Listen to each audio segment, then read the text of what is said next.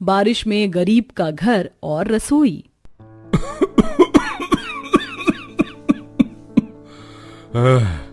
अरे आज फिर से तुम दोनों ने पूरे मकान में धुआं धुआं मचा दिया है।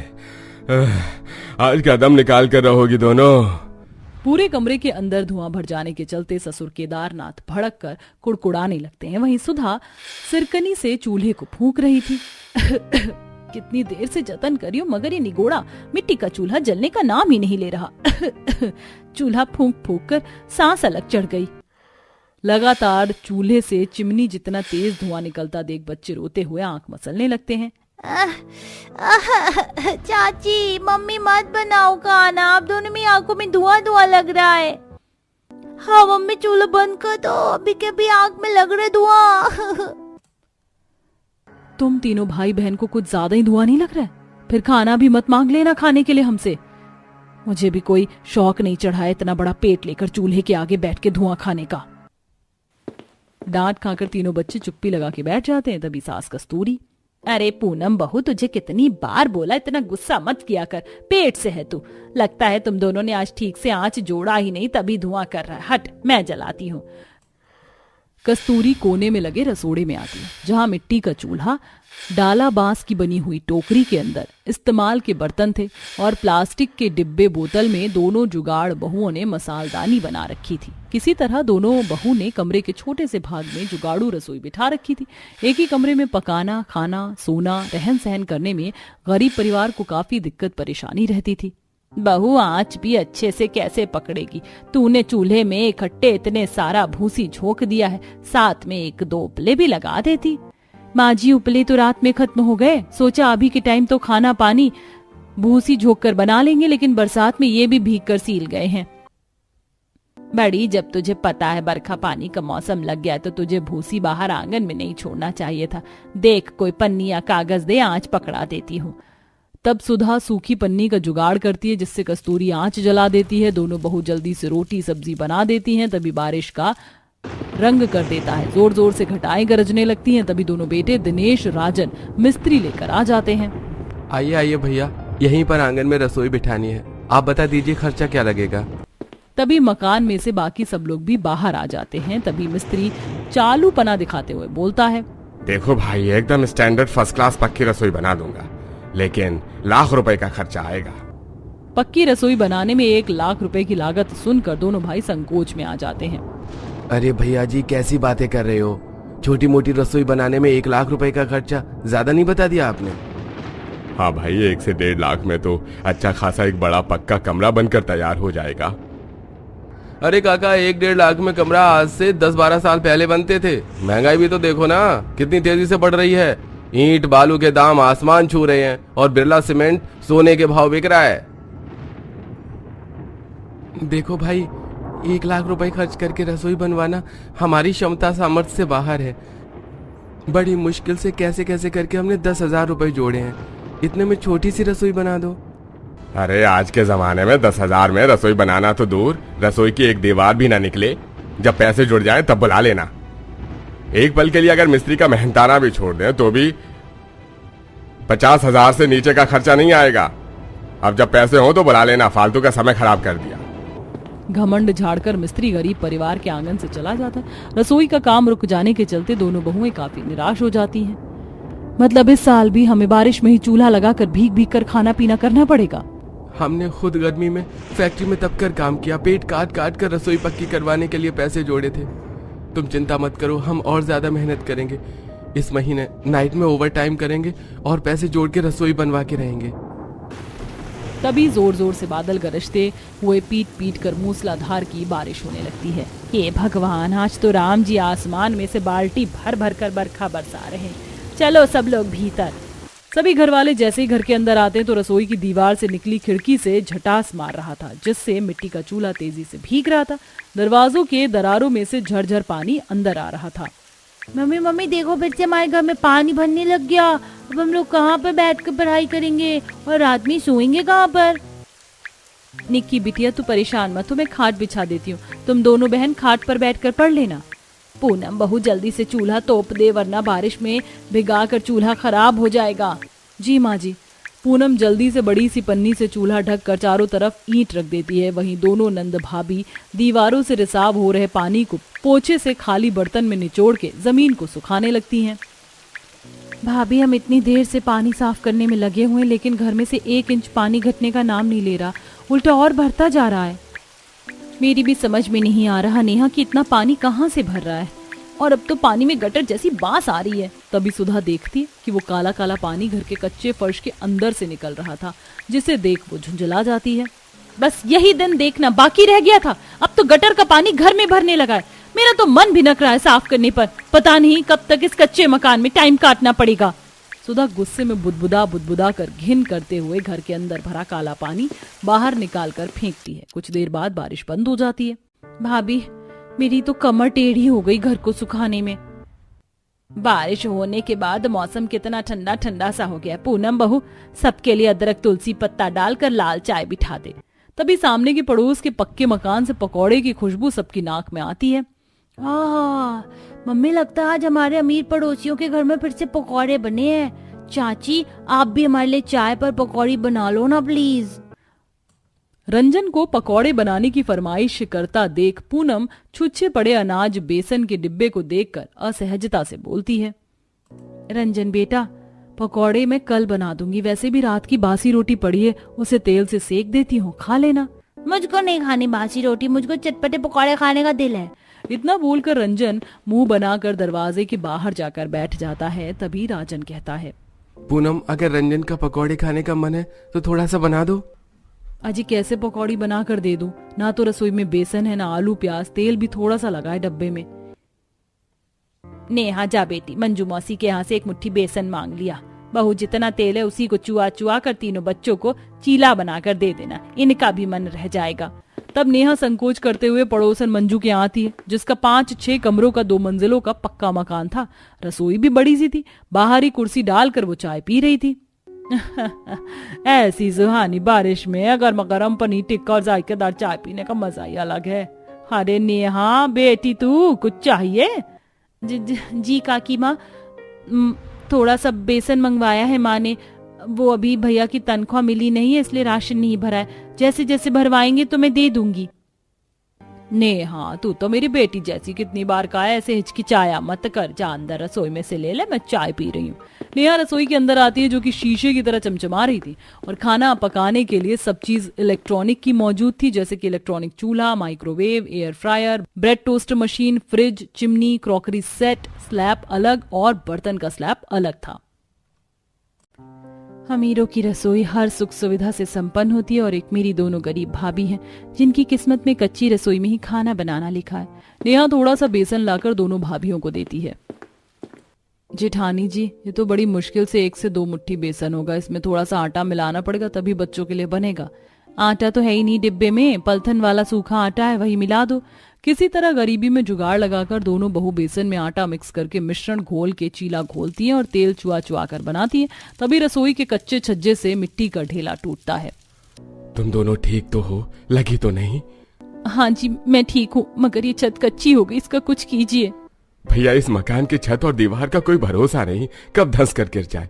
जो पैसे जोड़ रखे हैं उसे पलस्तर करवा देते हैं, कम से कम ये कच्चा मकान तो मजबूत हो जाएगा। हाँ बेटा, तुम दोनों जल्दी से जल्दी मकान की दीवार छत प्लास्टर करवा दो। वैसे भी इस मकान को बने 20-22 साल हो गए हैं, जड़ भी एकदम पुरानी हो गई है। जी पिताजी, फिलहाल हम फैक्ट्री जा रहे हैं, लेकिन 1-2 दिन में मिस्त्री लगा लेंगे। दोनों भाई हल्की हल्की बूंदाबांदी में फैक्ट्री में आ जाते हैं, जहाँ फैक्ट्री का मालिक नए लगे मजदूरों को छांट कर अलग कर रहा था। अरे भाई, क्या बात है? ये सेठ जी मजदूरों को अलग क्यों कर रहे हैं? अरे भाई, सेठ ने 23 महीने से लगे जितने भी नए मजदूर हैं उन सबको फैक्ट्री से निकाल रखा है, क्योंकि अभी बारिश के चलते काम नहीं चल रहा है इनका। ये सुनकर राजन दिनेश चिंता में आ जाते हैं। मगर ये तो सरासर गरीब मजदूरों के पेट पर लात मारना हुआ। ऊपर से बारिश के मौसम में कहीं और काम मिलना भी दूभर है। हम गरीब अपने परिवार का पेट कैसे भर पाएंगे? अरे भैया, इन अमीर को कोई मतलब नहीं है, गरीब का परिवार चाहे खाए या भूखे मर जाए। जाओ, जाकर अपनी दिहाड़ी ले लो अभी। सुनने में बहुत ही कड़वी कहावत है, लेकिन गरीब की सारी जिंदगी 2 वक्त की रोटी कपड़ा मकान जोड़ने में गुजर जाती है। वहीं बरसात में तो जाने हजारों दिहाड़ी भत्ते पर निर्भर गरीब मजदूर का परिवार भूखा मर जाता है। अरे तुम दोनों को तो मैंने 2-3 दिन पहले से ही पूरी तनख्वाह दे दी है, तो फिर क्यों आगे मुंह उठा के? उठो चलो यहाँ से। पर सेठ, हमने तनख्वाह मिलने के 3 दिन तक 10 घंटे फैक्ट्री में दिहाड़ी लगाई थी, उसके पैसे दे दो। अरे तुम तो बड़े लीचड़ हो। अरे पूरे महीने तो मजदूरों को चाय मट्ठी खिलाने पिलाने का खर्चा मेरा लगता है, उसमें काट लिए पैसे। अब एक अठन्नी नहीं दूंगा, चलो भागो यहाँ से।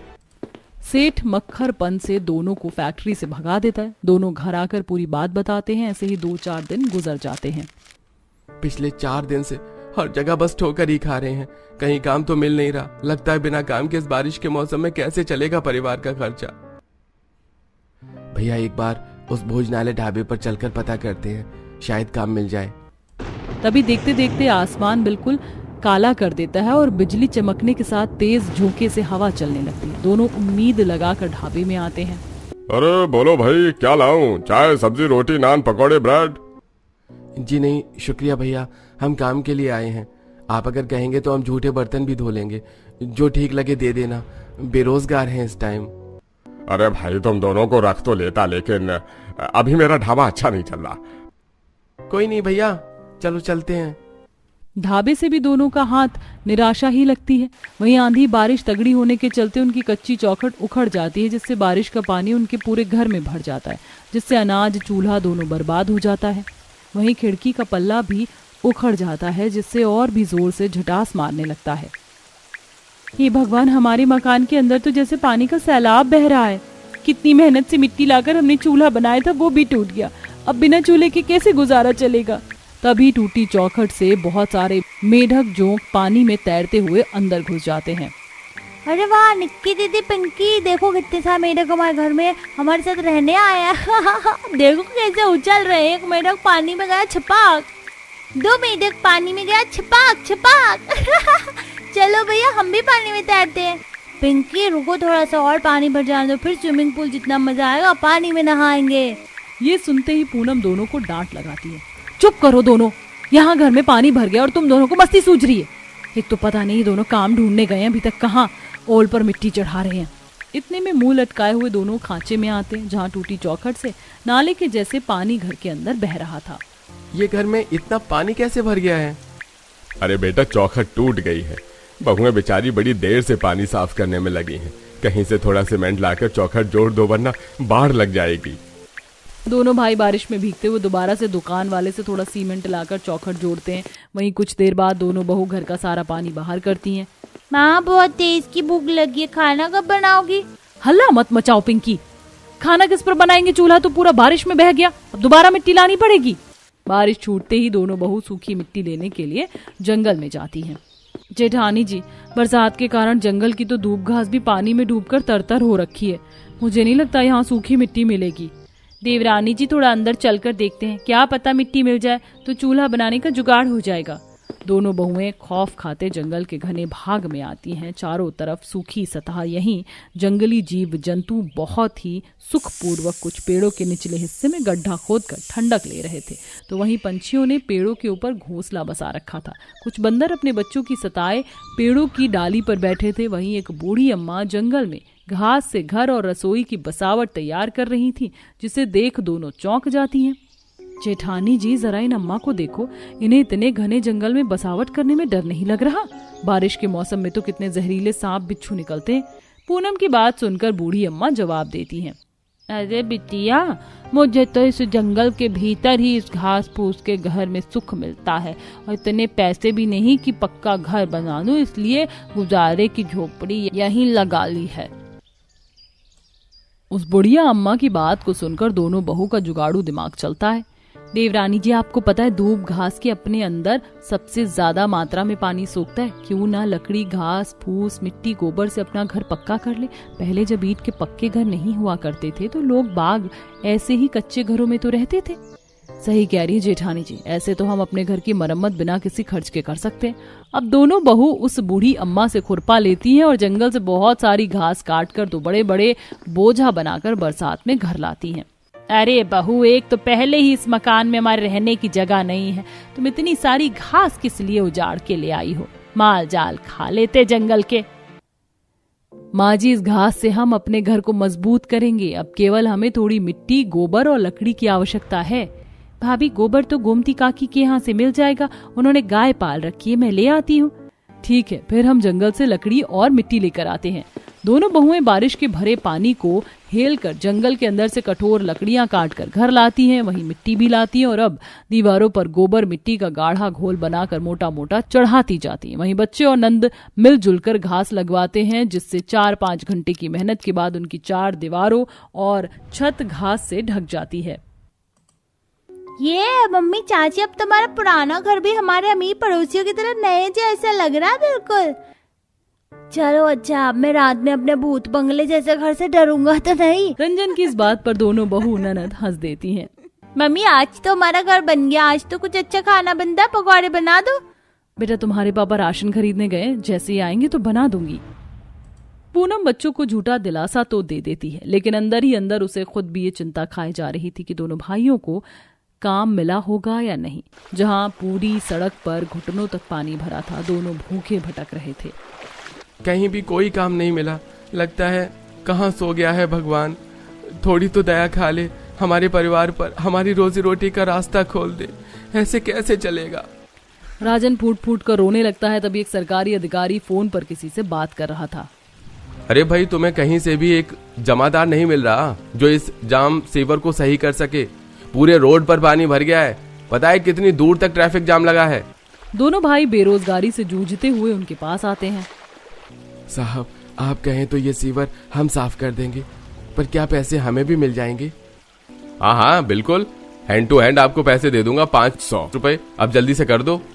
कहते हैं ना, पेट की आग एक गरीब से क्या कुछ नहीं करवा देती। दोनों भाई नाक पर कपड़ा बांधकर सीवर की सफाई करते हैं। तभी किसी नुकीली चीज से दिनेश का पैर भी जख्मी हो जाता है। माँ, लीजिए साहब, हमने सीवर साफ कर दिया है, पानी भी पास हो रहा है, हमारे पैसे दे दीजिए। अरे भाई, तुम्हारे पैर से तो काफी ज्यादा खून निकल रहा है, ये 200 ज्यादा रखो, बैंडेज करवा लेना। दोनों भाई पैसे लेकर घर को चल देते हैं। तभी राजन, अरे दिनेश, तेरे पैर से तो काफी ज्यादा खून बह रहा है, चल डॉक्टर के पास चलते हैं। नहीं भैया, डॉक्टर तो फालतू के पैसे काट लेगा, इससे अच्छा घर में 2-4 दिन का राशन डलवा देते हैं, पता नहीं काम मिलेगा कि नहीं आगे।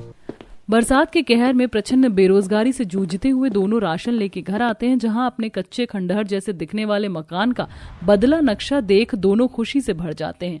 जहां दोनों बहू कच्चे आंगन में रसोई की नींव निकाल रही थी। भैया, क्या ये हमारा घर है, हमारी झोपड़ी है? पापा, ये घर मम्मी चाची ने बनाया, पता है। अब हमारे घर की छत भी नहीं टपक रही और बर्फ जितनी ठंडक है घर में, आज तो बड़े मजे से सोएंगे। तुम दोनों ने अकेले ही इतना सब कुछ कर लिया, बहुत ही जुगाड़ू पत्नियां हैं हमारी भैया। चलो हमें भी अपनी मदद करवाने दी।